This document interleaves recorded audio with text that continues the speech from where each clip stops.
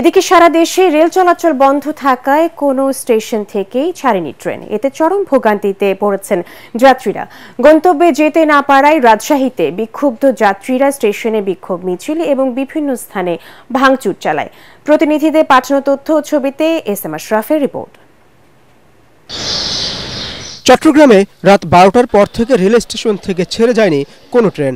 সকালে ট্রেন ছাড়ার বিষয়টি অনিশ্চিত হওয়ায় অধিকাংশ যাত্রী টিকিট ফেরত নিয়ে যান।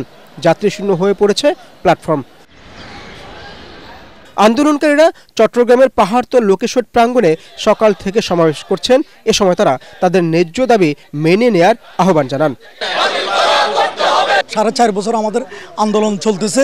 আমরা আমাদের এই অধিকার ফিরে পাওয়ার জন্য, এটা আমাদের কোনো দাবি নয়, এই অধিকার ফিরে পাওয়ার জন্য আমরা আন্দোলন করতেছি। যাত্রীদের সুবিধার্থে তারা সে 23/1/2025 পত্রকে বাতিল করে নতুন করে পূর্বে নেওয়া সকল সুবিধা বহাল থাকবে এই মর্মে একটা আদেশ জারি করলে আমাদের সকল এই সমস্যাগুলো অতি সত্বর সমাধান হবে।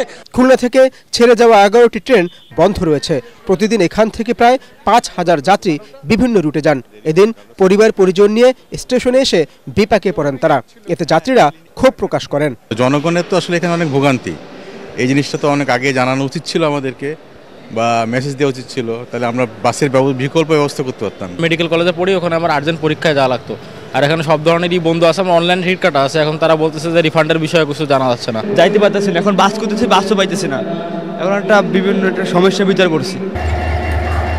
ময়মনসিংহ রেল স্টেশন থেকেও আন্তনগর, মেইল ও কোনো লোকাল ট্রেন ছেড়ে যায়নি। তাতে চরম দুর্ভোগে পড়েন যাত্রীরা। যারা অনলাইনে টিকিট কেটেছে তারা অনলাইনে ফেরত দিবে, 3 কার্য দিবসে তাদের ফিরতি টাকা ফেরত পাবে। আর যারা কাউন্টারে কেটেছে 8:30টার পর থেকে কাউন্টারে টিকিট ফেরত নেওয়া হবে। রেল কর্মীদের কর্মবিরতির কারণে রাজশাহী রেল স্টেশনে সকাল 6টা থেকে 8টা পর্যন্ত 6টি ট্রেন চলাচল বন্ধ রয়েছে। এতে নির্দিষ্ট গন্তব্যে যেতে না পারায় বিক্ষুব্ধ যাত্রীরা স্টেশনে বিক্ষোভ মিছিল করে এবং টিটিই ও ইলেকট্রিক কক্ষ ভাঙচুর করেন।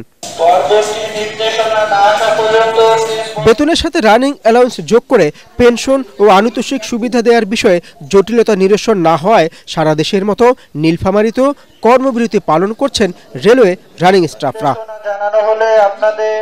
Bureau report, ATN Bangla.